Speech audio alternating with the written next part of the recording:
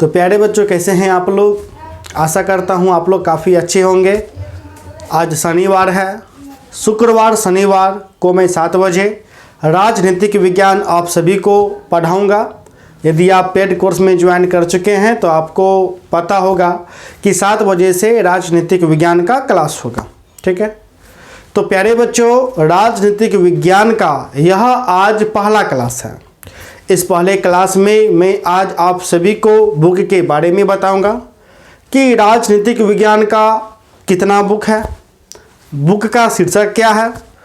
उस शीर्षक को मैं आप सभी को समझाऊंगा तथा राजनीतिक विज्ञान में कुछ ज़रूरी बातें, यानी जो बेसिक जो बातें हैं, वह बेसिक बातें आज मैं आप सभी को बताऊंगा और बता करके सारा बेसिक आज ही समाप्त कर दूंगा। ठीक है, बेसिक को समाप्त करने के बाद नेक्स्ट वीडियो में, यानी अब जो नेक्स्ट क्लास होगा उस क्लास में डायरेक्ट मैं चैप्टर को प्रारंभ कर दूंगा। ठीक है, तो राजनीतिक विज्ञान में जो भी बेसिक जानकारी होगी उस बेसिक जानकारी को मैं आज ही बता करके समाप्त कर दूंगा। ठीक है, तो प्यारे बच्चों, यदि आपने अभी तक हमारा पेड कोर्स को ज्वाइन नहीं किए हैं, ठीक है, वैसे बच्चे जो बिहार बोर्ड से कक्षा 12वीं की परीक्षा 2023 में देने के लिए जा रहे हैं, उनके लिए यह क्लास है। ठीक है, 2023 सेशन का क्लास प्रारंभ आपका हो चुका है। पेड कोर्स में ज्वाइन करने के लिए पूरे साल भर का मात्र आपको 1500 रुपये लगेंगे। कितने रुपए लगेंगे? 1500। ये 1500 रुपये पूरे साल भर का है, 5 विषय का है। कितने विषय का? तो 5 विषय का है। पूरे साल भर में आपको 1 रुपये नहीं लगेंगे। ठीक है, जिसमें आपको चैप्टर वाइज पढ़ाए जाएंगे, चैप्टर वाइज नोट्स दिए जाएंगे और अक्टूबर में गैस क्वेश्चन निःशुल्क आपको दिए जाएंगे। ठीक है, तो प्यारे बच्चों, पेड कोर्स ज्वाइन करने के लिए आप हमें कॉल कर सकते हैं। हमारा नंबर है 70 61 50 45 52। इस नंबर पे आपको कॉल करना है। ठीक है ना, और कॉल करके हाँ, यदि हमारे पेड कोर्स में जुड़ना चाहते हैं तो आप जुड़ सकते हैं। तो प्यारे बच्चों, जो आज का जो हमारा विषय है वह विषय है राजनीतिक विज्ञान। ठीक है, राजनीति विज्ञान, जिसको अंग्रेजी में हम लोग पॉलिटिकल साइंस भी बोलते हैं। ठीक है, अंग्रेजी में हम लोग पॉलिटिकल साइंस बोलते हैं। यदि मैं बुक की बात करूं तो सर्वप्रथम मैं बुक लेता हूं NCERT। ठीक है, NCERT का आपको 2 बुक देखने को मिलेगा। ठीक है, ये 2 बुक में जो प्रथम बुक है ये हो गया पहला बुक।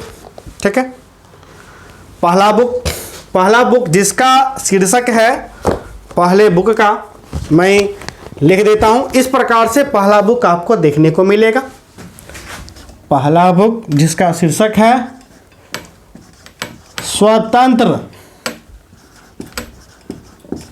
भारत में राजनीति। स्वतंत्र भारत में राजनीति, ये पहला बुक इस प्रकार से मार्केट में आपको देखने को मिलेगा। ठीक है, और जो दूसरा जो बुक है समकालीन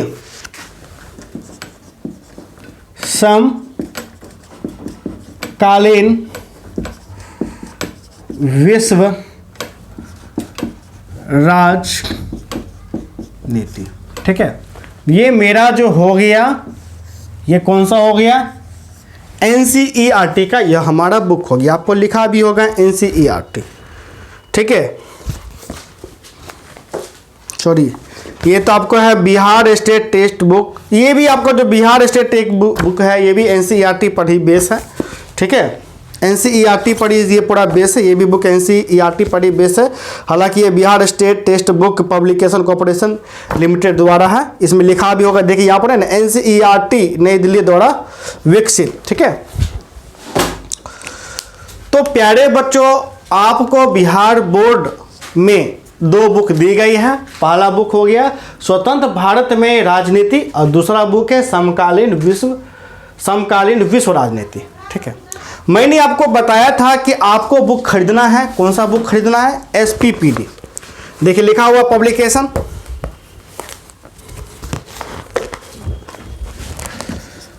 SBPD, ये प्राइवेट पब्लिकेशन है। इस बुक का नाम है राजनीतिक विज्ञान, डायरेक्टली नाम है राजनीति विज्ञान, 12वीं का, 12th का, ठीक है। इस प्रकार से मार्केट में बुक आपको देखने को मिलेगा।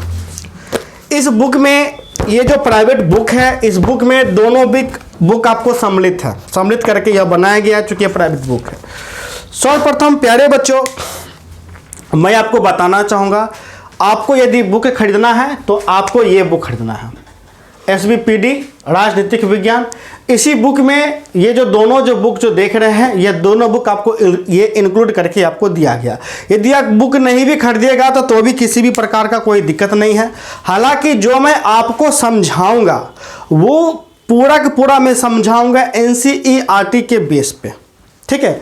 यानी कि मैं खुद स्वयं एनालिसिस करके जितना टॉपिक बनेगा सारा का सारा टॉपिक मैं आपको समझाऊंगा, A से लेकर के Z तक मैं टॉपिक समझाऊंगा, ठीक है। समझाने का मैं कार्य करूंगा NCERT से, यानी इससे, ठीक है। और फिर जो क्वेश्चन आंसर जो मैं कराऊंगा वो मैं वह क्वेश्चन आंसर कराऊंगा जो 2023 में इंपॉर्टेंट होगा, सारा का सारा वो मैं क्वेश्चन आंसर मैं आपको कराऊंगा, ठीक है।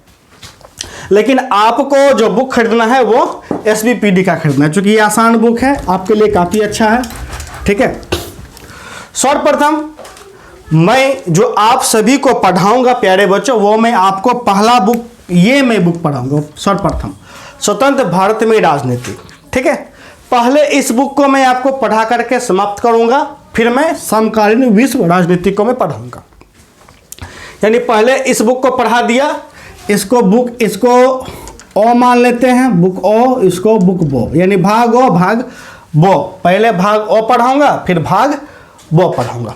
तो प्यारे बच्चों, सर्वप्रथम हम समझेंगे शीर्षक, हम समझेंगे कि बुक का शीर्षक क्या कहना चाहता है। यदि किसी भी बुक का शीर्षक को हम समझ लें तो बुक के अंदर क्या दिया गया है उसको हम बखूबी से जान लेंगे, ठीक है।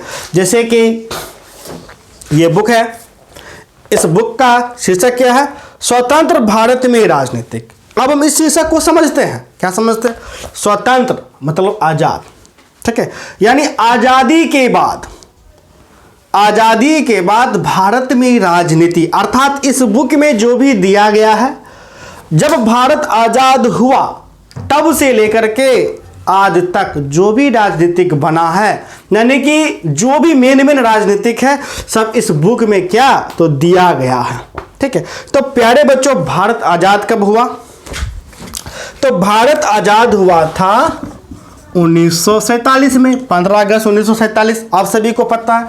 अर्थात इस बुक में आपको कहानी कहां से देखने को मिलेगा, तो 1947 के बाद, यानी कि 1947 के बाद जो भी घटना घटित हुआ, यानी जो भी घटना घटा, कहां घटना घटा, तो भारत में, क्योंकि यहां भारत लगा हुआ है, ठीक है। अब आजाद हो गया, आजाद कब हुआ, 1947 में। आजादी के बाद भारत में भारत का जो भी राजनीति रहा वो इस बुक में आपको दिया गया है। आपको ये क्या करना है, पढ़ना है। यही आपका पॉलिटिकल यानी राजनीतिक विज्ञान का पहला बुक बन गया। अब आज़ादी के बाद क्या क्या घटना हुआ, तो प्यारे बच्चों, आज़ादी के बाद हमें अनेक प्रकार का समस्या देखने को मिला, जैसे विविधता को देखने को मिला, ठीक है, कि किस प्रकार हम जो है चूंकि देश में जो विविधता फैला हुआ है, कोई मराठी है, कोई पंजाबी है, कोई बंगाली है, कोई मैथिली है, इसको एक करके कैसे रखें, कोई हिंदू है, कोई मुस्लिम है, कोई सिख है, ठीक है, इसको एक करके कैसे रखें, समस्या है कि नहीं समस्या। अनेक प्रकार का भाषा बोला जाता है। बिहार में देखिए कोई मैथिली बोलता है, हम ठेठी बोलते हैं, कोई भोजपुरी, कोई हरियाणवी, कोई पंजाबी, कोई मराठी, कोई तेलुगु, कोई तमिल, अनेक भाषा है कि नहीं भाषा। तो इस भाषा को ये क्या विविधता है। पोशाक में देखिए हम धोती कुर्ता पहनते हैं, कोई लुंगी पहनता है, पहनता है कि नहीं पहनता? कोई घाघरा और चोली, कोई साड़ी, कोई बुर्खा पहनता है। ठीक है, तो पहनावा में विविधता, त्योहार में विविधता, कोई छठ मनाता है, कोई मुहर्रम मनाता है, कोई लोहड़ी मनाता है। ठीक है, तो इस प्रकार से विविधता देखने को मिला। उसके बाद भारत चीन युद्ध देखने को मिला, भारत पाकिस्तान युद्ध देखने को मिला, बांग्लादेश का उदय देखने को मिला। ठीक है, और भी बहुत सारा समस्या देखने को मिला। तो जो भी राजनीतिक बना है, राजनीतिक पॉइंट है, जैसे आज़ादी के बाद कांग्रेस किस प्रकार टूटा, ये सारा का सारा जो पॉइंट है हम किस बुक में पढ़ेंगे? तो इस बुक में पढ़ेंगे। तो इस बुक का जो शीर्षक है स्वतंत्र भारत में राजनीति, यानी जब से भारत आज़ाद हुआ। स्वतंत्र मतलब क्या होता है? आज़ाद हो जाना। तो आज़ाद कब हुआ? तो 1947 में, यानी 15 अगस्त 1947। तो 15 अगस्त 1947 के बाद जो भी भारत में राजनीति बना, जो भी राजनीति का पॉइंट बना, जैसे पंचवर्षीय योजना आया, हरित क्रांति आया, ठीक है, गुटनिरपेक्ष, गैर कांग्रेसवाद, कांग्रेस का पतन, कांग्रेस का प्रभुत्व, पंचशील, भारत पाकिस्तान युद्ध, भारत चीन युद्ध, ये सभी का सभी जो कहानी है हम इस बुक में सुनेंगे, इस अध्याय में जानेंगे और अच्छे से इस किताब को पढ़ेंगे। कुल मिला के कहिए कि आज़ादी के बाद भारत में जो भी राजनीतिक घटना हुई 1947 लेकर के आज तक महत्वपूर्ण घटना, उस घटना को इस अध्याय, इस किताब में पढ़ेंगे। सिर्फ भारत का, भारत से बाहर नहीं। ठीक है, तो पहले भारत में पढ़ लिए, अब क्या पढ़ेंगे? भारत के बाहर। तो भारत के बाहर क्या होता है? देश होता है, जैसे अमेरिका, रूस, इटली, अमेरिका, नेपाल, ये सब भारत के बाहर देश है कि नहीं देश है? विदेश है कि नहीं विदेश है? इसलिए जो प्यारे बच्चों, आपका जो सेकंड बुक है, सेकंड बुक का नाम समकालीन विश्व राजनीति, यानी विश्व यानी दुनिया भर, यानी दुनिया भर का राजनीति है भारत को छोड़ करके, यानी दुनिया भर के राजनीति जो है उसके बारे में हम इस किताब में पढ़ेंगे। और इस किताब में दुनिया भर का जो भी राजनीतिक रहा उसमें भारत का क्या योगदान है, भारत का क्या भूमिका रहा है, उसके बारे में खास करके पढ़ेंगे। जैसे शीत युद्ध, अब शीत युद्ध किसके बीच हुआ? नाम सुने होंगे आप, सोवियत संघ और अमेरिका के बीच शीत युद्ध हुआ। तो शीत युद्ध पढ़ेंगे। इस शीत युद्ध में भारत का क्या भूमिका रहा, भारत का क्या योगदान रहा, तो भारत के बारे में पढ़ेंगे। यानी विश्व भर के राजनीति में भारत यदि घुस गया, घुसने के बाद जो भी कहानी बनेगा उसमें इस बुक में कहानी देखने को मिलेगा। जैसे शीत युद्ध, ठीक है, शीत युद्ध के बारे में अवश्य रूप से इस किताब में हम प्यारे बच्चों क्या करेंगे? तो पढ़ेंगे। ठीक है, तो इस प्रकार इस बुक में दुनिया भर का जो भी महत्वपूर्ण राजनीति रहेगा, राजनीतिक घटना रहेगा, उस घटना को हम लोग द्वितीय बुक में पढ़ेंगे। और दूसरा बुक को पढ़ने के बाद आपका जो किताब है यानी पॉलिटिकल साइंस का, ठीक है, पॉलिटिकल साइंस का सिलेबस है वह सिलेबस समाप्त हो जाएगा। तो प्यारे बच्चों, शीर्षक समझने में कोई दिक्कत नहीं। तो देखिए, शीर्षक समझ के तो आपको पता चल गया कि इस बुक में क्या दिया हुआ है और प्रथम बुक में क्या दिया हुआ है। समझ गए ना, आसानी से समझ गए। अब हम बताएंगे जो पहला बुक है, पहला बुक में कुल मिला करके कितना अध्याय है। तो प्यारे बच्चों, पहला बुक में आपका अध्याय है वो 9 अध्याय है। कुल मिला करके कितना अध्याय है? 9। ठीक है, 9 अध्याय। ठीक है, दूसरा बुक में आपको कौन सा कितना अध्याय है? तो प्यारे बच्चों, दूसरा बुक में भी शायद 8 होना चाहिए, 8 या 9 होगा।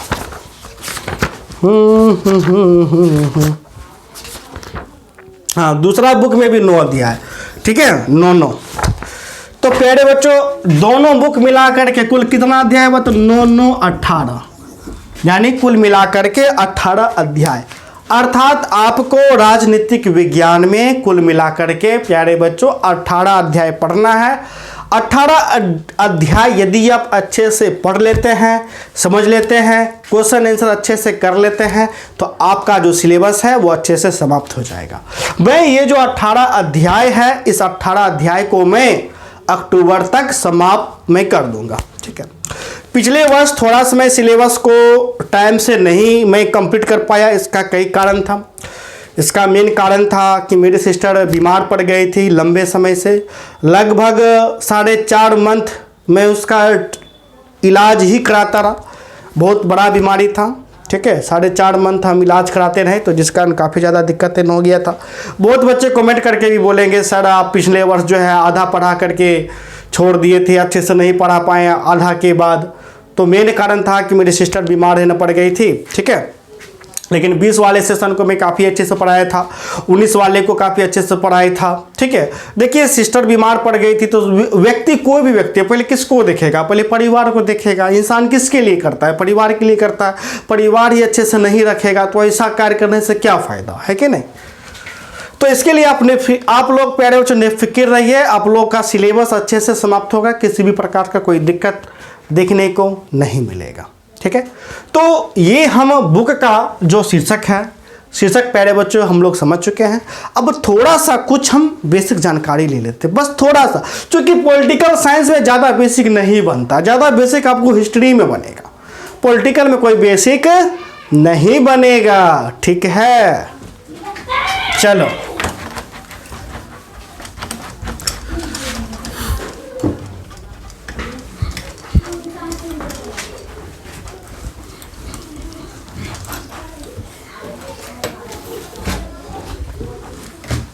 देखिए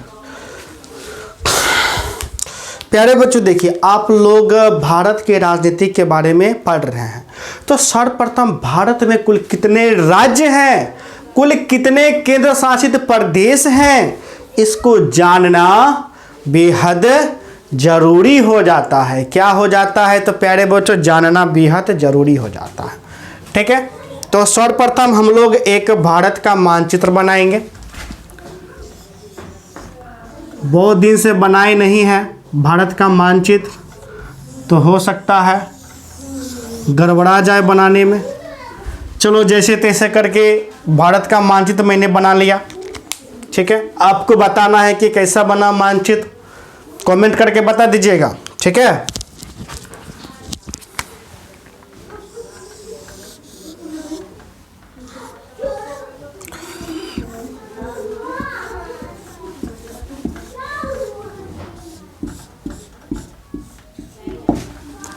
देखिए ये है पूरा भारत। ठीक है प्यारे बच्चों, यदि मैं इस पार्ट को भी जोड़ दूं, ये समूचा, ठीक, यदि मैं पूरे भाग को लेता हूं, पूरा, आपको अभी क्या देखना है, यहां से लेकर के ये पूरा आपको देखना है। थोड़ा सा ब्लू वाला मार्कर हम देख लेते हैं, ब्लू मार्कर कहीं रखा गया है, खैर कोई बात नहीं। ये जो पूरा संपूर्ण जो भारत है, जैसे मैं ड्रॉ कर रहा हूं, ठीक है, यहां से लेकर के पूरा जहां तक रेड गया हुआ ये पूरा, ठीक है, ये पूरा, तो इस पूरे भारत को, ये पूरे मानचित्र को, जो मानचित्र आप देख रहे हैं, यानी इस पॉइंट से पॉइंट ए से लेकर के बी तक, ठीक है, यहां से लेकर के यहां तक, ये पूरा जो मानचित्र जो देख रहे हैं प्यारे बच्चों, इस मानचित्र को इसे कहा जाता है, क्या क्या कहा जाता है, यहां पर हम लिख देते हैं ब्रिटिश इंडिया। क्या कहा जाता है? British India. आप जो शब्द है, कौन शब्द? British India. ये जो शब्द है, इस शब्द को आप कई बार सुने होंगे। तो ब्रिटिश इंडिया जब भी ये वर्ड आता है, तो इस वर्ड का मतलब होता है ये संपूर्ण भारत। ये जो मानचित्र आप जो देख रहे हैं, ठीक है, संपूर्ण भारत। क्योंकि पहले जब भारत गुलाम था तो भारत का विभाजन नहीं हुआ था। भारत का जो मानचित्र था कुछ इस प्रकार से था, इसलिए इन संपूर्ण क्षेत्र को जो कहा जाता था, ये संपूर्ण क्षेत्र को ब्रिटिश इंडिया कहा जाता था। यानी जब भारत क्या था, तो आपको गुलाम था, तो यानी गुलामी के टाइम में कुछ इस प्रकार से भारत का आपको मानचित्र था। लेकिन जब ब्रिटिश भारत को स्वतंत्र कर दिए, यानी भारत को आजाद कर दिए। भारत ने, ब्रिटिश ने क्या किया, यानी ब्रिटिश मतलब क्या, अंग्रेज, ठीक है, ब्रिटेन के रहने वाले। तो अंग्रेज ने जब भारत को आजाद कर दिया, आजाद कब किया, तो आजाद, यूं तो आजादी का समय तो काफी ज्यादा अंग्रेज घोषित कर दिया, लेकिन भारत में क्या हो गया, तो भारत में धर्म के आधार पर फूट पड़ गया, ठीक है। मुस्लिम लीग और कांग्रेस के बीच क्या हो गया, दीवार खड़ा हो गया। तो जिस कारण भारत का विभाजन धर्म के आधार पर हो गया। किसके आधार पर, तो धर्म के आधार पर। तो धर्म के आधार पर भारत का विभाजन हुआ था, कब हुआ था, 14-15 अगस्त की मध्य रात्रि, ठीक है। 14-15 अगस्त की मध्य रात्रि को हमारा प्यारा देश भारत क्या हुआ, आजाद हुआ। लेकिन आजादी के साथ साथ, आजाद जब हुआ तो हम लोग बहुत खुश हुए, बहुत ही ज्यादा। लेकिन जितना खुश हुए ना, उतना ही हम लोग उदास भी हो गए, क्योंकि आजादी के साथ हमें भारत का विभाजन भी देखना पड़ा। और इस विभाजन ने भारत को एक नया पड़ोसी देश दिया। वो पड़ोसी देश कोई और नहीं था, बल्कि भारत से ही विभाजित होकर के बना। कौन, तो पाकिस्तान था, ठीक है। तो भारत का विभाजन कब हुआ, 14-15 अगस्त की मध्यरात्रि को हुआ। अर्थात भारत क्या हो गया, आजाद हुआ। लेकिन जब आजाद हुआ तो आजादी के साथ साथ इसी डेट को क्या हो गया, तो भारत का विभाजन हो गया। तो भारत अलग हो गया, अलग, ये जो पॉइंट अभी जो देख रहे हैं तो अलग हो गया इस प्रकार। अब जैसे ही अलग हुआ तो ये पूरा पार्ट जो अभी वर्तमान जो नक्शा है, ये नक्शा क्या कहलाने लगा, इंडिया, ठीक है। और ये तो पाक, पाक मतलब पाकिस्तान, ये पाक हो गया, ये भी पाक हो गया। तो अभी यदि हम इंडिया बोलते हैं तो ये खाली यही मानचित्र आता है, इतना। यदि ब्रिटिश इंडिया बोले, ये पूरा भाग, संपूर्ण भाग, समझ गए, इंडिया और ब्रिटिश इंडिया। इंडिया का मतलब इतना भाग, ब्रिटिश का मतलब पूरा का पूरा संपूर्ण भाग, ठीक है।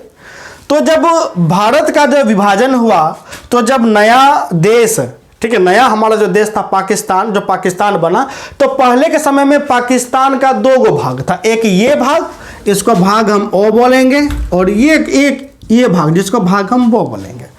इस भाग, ये भाग को आपको कहा जाता था पूर्वी पश्चिमी पाकिस्तान। ये है आपका पश्चिमी पाकिस्तान और ये है पूर्वी पाकिस्तान, ठीक है।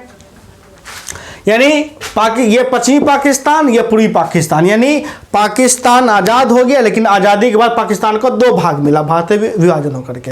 लेकिन धीरे धीरे ये जो दो पाकिस्तान था, ये दोनों एक ही पहले था, सम्मिलित था। लेकिन दोनों के बीच फिर झगड़ा हो गया। झगड़ा का अनेक कारण था, भाषा के आधार पर, चूंकि इसमें उर्दू बोला जाता था, उर्दू, और यहाँ बांग्ला बोला जाता था। उर्दू लिखा जाता था, यहाँ बांग्ला लिखा जाता था। तो जिस कारण दोनों के बीच भेदभाव हुआ, और भी बहुत सारे कारण थे, आपको मैं चैप्टर में बताऊंगा। तो जिस कारण ये जो पूर्वी पाकिस्तान है, यह पूर्वी पाकिस्तान क्या हो गया, तो पाकिस्तान से भारत की मदद से आज़ाद हुआ। ये आज़ाद कब हुआ, ये आज़ाद हुआ 1971 में। 1971 में एक युद्ध हुआ, और उस युद्ध के कारण जो है ये पूर्वी पाकिस्तान भारत की मदद से क्या हो गया, तो आज़ाद हो गया। और आज़ाद होकर के 1971 में एक और हमें नया देश देखने को मिला, और उसका नाम क्या पड़ गया, तो बांग्लादेश, बांग्ला, ठीक है, बांग्लादेश, ठीक है। तो ये जो आज का जो बांग्ला जो देश जो देख रहे हैं, ये पहले पाकिस्तान का हिस्सा था, और पाकिस्तान से पहले भारत का हिस्सा था, ठीक है। अब यदि हम कहेंगे पूर्वी पाकिस्तान, तो इसको समझ लेना। पश्चिमी पाकिस्तान मतलब ये ब्रिटिश इंडिया, मतलब पूरा भाग। इसको समझने में कोई दिक्कत नहीं होना चाहिए, नहीं ना। चलिए ठीक। अब हम देखेंगे भारत को, यानी भारत में कुल कितने राज्य हैं, ठीक है।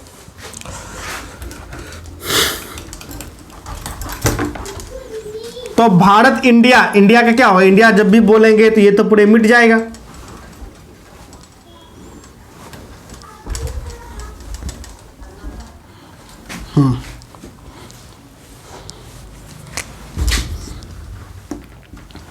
ठीक है।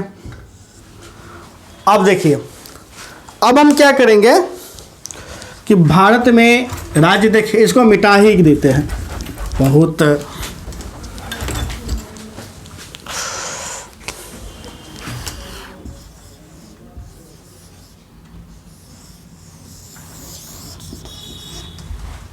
चलिए माना कि ये हमारा पहला देश भारत, ठीक। देखिए अब क्या भारत में यदि हम राज्य की बात करें तो राज्य की संख्या 28 है। भारत में कुल कितने राज्य हैं? 28 राज्य और संघ शासित प्रदेश, संघ शासित प्रदेश। संघ शासित प्रदेश को हम लोग केंद्र शासित भी बोलते हैं। क्या बोलते हैं? केंद्र शासित। केंद्र शासित प्रदेश की संख्या कितना? 8, ठीक है। यानी कि भारत में कुल राज्य कितना? भारत में राज्य की संख्या 28, केंद्र शासित या संघ शासित दोनों एक है। केंद्र शासित कहिए, संघ शासित कहिए, बात क्या है? बात बराबर। संघ शासित प्रदेशों की संख्या कितना? 8 है। इसको समझने में कोई दिक्कत नहीं दिखा। बहुत बच्चे कहेंगे कि सर हम कहीं देखे केंद्र शासित प्रदेश 9 है, 9 लिखा हुआ है, आप गलत बता रहे हैं। तो प्यारे बच्चों, मैं आपको बताना चाहूँगा कि वर्तमान में यानी अभी केंद्र शासित प्रदेश की संख्या 8 है। 2 केंद्र शासित प्रदेश को मर्ज कर दिया गया। मर्ज मतलब होता है जोड़ना, जोड़ दिया गया, ठीक है। किसको? तो लक्षद्वीप और दादर नगर हवेली को, लक्षद्वीप और दादर नगर हवेली को जोड़ दिया गया है, ठीक है। दोनों शायद यहाँ था, लक्षद्वीप यहाँ था, इस दोनों को जोड़ दिया गया। तो जोड़ने के क्रम में दोनों को 1 हो गया, तो जिस कारण 9 से घट करके क्या हो गया? 8 हो गया, ठीक है। आपको क्या करना है? 8 राज्यों का नाम याद कर लेना है राजधानी के साथ।